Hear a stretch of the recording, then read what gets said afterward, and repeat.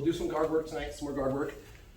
Later, just so you guys know, we'll run this from the guard because it's familiar for most of us. And right now I'm in a closed guard. I can be in some variation of an open guard. Later also, it's going to be even more applicable to run this from 2 feet, controlling the inside from a butterfly. So we can run this from butterfly, we can run it from closed guard. A little different setup for each one, but here's how we'll run it today. For a more familiar position, for some of the newer folks, we'll just come here from the closed guard. Okay, a lot of times we're talking about trapping the elbow. If you guys have trained with me for a while, you're going to understand the more I can trap his elbow and beat his elbow with my chest, I start getting shortcuts or avenues to the back. So without too much verbiage, here's what we're going to do today. There are different configurations that I can grab his arm in, okay? There's different things I can do to trap elbows if I'm going into arm bars, right? I come here, if I can't climb up to the arm bar, I can come back, I can control. There's different positions. The one that we're going to run today, the first one we're going to run today, we're going to do the same thing, but we'll do it 2 different ways. Okay, the very first one, I'm going to do a crossed wrist grab. Just a second ago, when we did the Russian tie for our warm-ups, we talked about C-clamp, palm up, palming the tricep, right? So here's what I'm going to do. I'm going to grab his wrist. I'm going to control it with a C-clamp right around the end of his wrist. And again, I'm not trying to control the hand because I have an extra joint to contend with.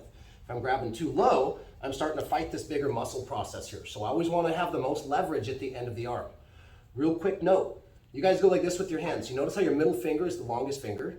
So when I do this, I'm not actually trying to touch these 2 fingers or any other fingers. These are my longest fingers. When I control this, I'm trying to get at the smallest part of his wrist. I'm literally trying to make that clamp. Yes, the rest of my fingers are involved, but I'm focusing on trying to make these 2 fingers touch right here. It's kind of important, especially on like these types of arm drags. So I'm in here, I'm playing, I'm running my game, I can't sit up, he's not putting his hands on the mat for Kimuras. I'm gonna come down, I'm gonna C-clamp the wrist, same thing, using that kind of, almost the middle finger grip that I just talked about. I'm gonna do the same thing, I'm gonna palm the triceps. Now, this one's fairly simple. I'm gonna bring his hand, I wanna put about a 90-degree bend in his arm, okay? I want the arm to be bent. I don't want him here under my armpit or pushing off of my chest. I want to try and tricep. I want to bend him a little bit. I'm going to do a little bit of 2 things at once. I'm going to try and guide his hand to the side. But right now, I'm using a certain amount of muscle process and I'm fighting everything in his back. I don't just stay flat on my back and try and guide this here. I'm starting to twist my body and kind of lift my left shoulder in the air, guide his right hand to the mat, and I'm going to use this behind him to guide. I can only get his arm so far. Cool, if I can get him to high-five the mat, then he's probably new at jiu-jitsu and I can do anything I want to with him. So for right now, we're going to assume that they're not brand new. As I start to pull them back, they give me a little bit of resistance, which means I have to do 2 things. One, I'm going to do a reverse sit-up first. Squeeze my knees together, bring my knees to my chest to help break him down. If I can't just guide him here, I'm going to bring my knees to my chest. Now that he's here, I'm going to, same thing, stick his hand on the mat. Don't give this grip up. It's going to be the last thing that we give up, okay? Notice his elbow. If I'm here and I can't trap his elbow, he can pull his arm back through. Go ahead, pull it back through. So what's the first thing I have to do? I have to use my torso to trap and get on the back side of his elbow. So I'm going to cross grip, C-clamp. I'm going to do a little bit of a reverse sit-up and guide his hand across my body to the mat. Pull my knees to my chest. Now, I'm going to do a normal sit-up. I'm going to do a sit-up. I'm going to leave the tricep and I'm going to hook the lat here. I see people grab the neck all the time. It's too loose. Don't grab the neck. Make a hook, grab the lat, hug him tight. Now, elbow, go ahead and pull your elbow through, Aaron. He can't because my chest is blocking it. So once I get to here, I'm squeezing him tight. If he can't bring his elbow back between our chests, I've got a good chance, a nice play at his back. Now and only now can I open my guard. It's a lot like a scissor sweep. I open my guard, I put my foot on the ground. I need to get my hips first out from underneath him and then do a hip heist up to take his back. So once I hug, I'm going to put my foot down, keep guiding his hand down. I need to keep control of this hand. My elbow's on the mat.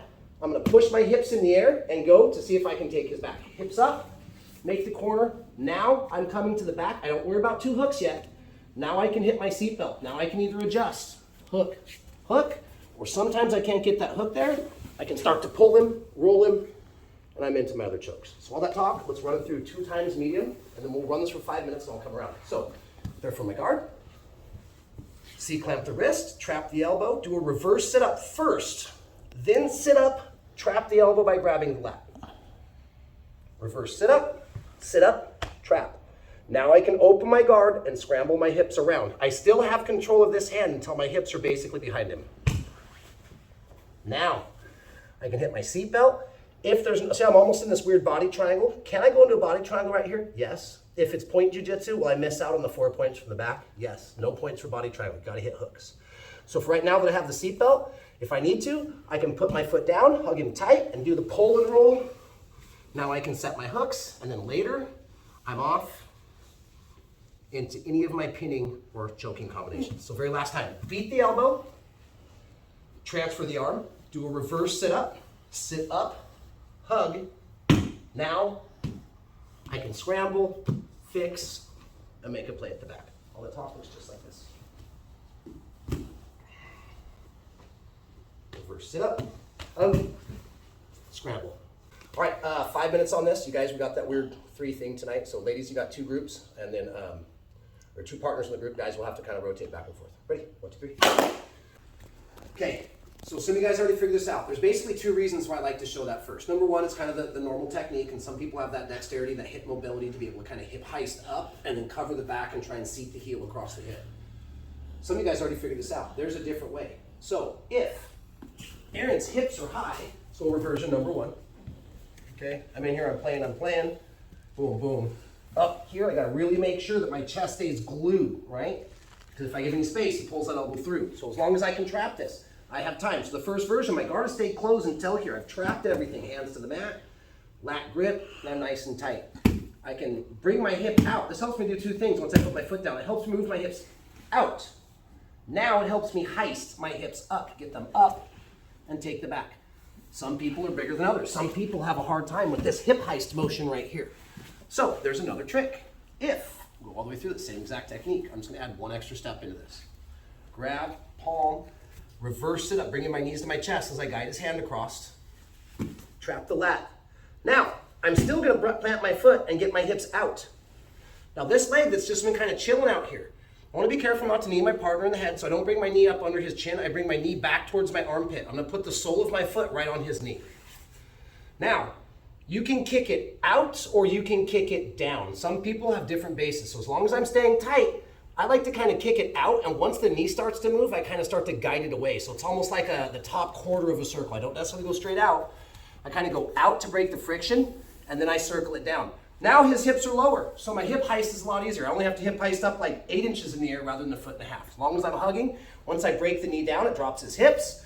This one, when I come here, I don't like to leave my foot here because it gets kind of trapped underneath, and then I've got to fight for that hook. So once I kick the leg out, I retract my heel, setting this hook right here, and now I can cover the back. It is a little bit hard to dig this hook, so now I can hit my seatbelt, and I can just roll him to the far side, kick my leg through, and take my hook. And then again, I'm off into all my different combinations. So, 1 more time, or twice if you need it. The only thing we're gonna add is the knee push, okay? The knee push. You can push it down. I suggest pushing the knee out, and then once the friction kind of starts to break, I push it out. Once it starts sliding, I push it out, then I push it down.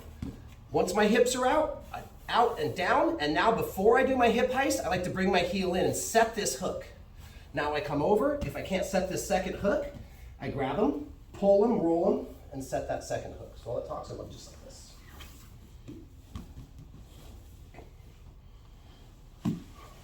Foot, hip out, push it out and down, set the hook, hip heist. If I can pick this hook up here, cool. If not, I can grab him. Now I can roll him this way or this way. I can sit down on it to have the high side hook, or I can tuck this in, dive over, pull him, and set my low side hook. It's still the same hook, it's just a matter of which way is gonna be more comfortable for us to roll. So very last time, smooth. Show from an angle so Steph can track the foot.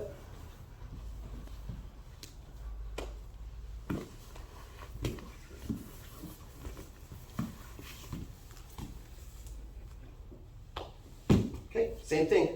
We do have an odd number, so instead of 5 minutes, it's kind of weird. Let's go 6 minutes. You guys can use the extra reps, all right? Ready? 1, 2, 3.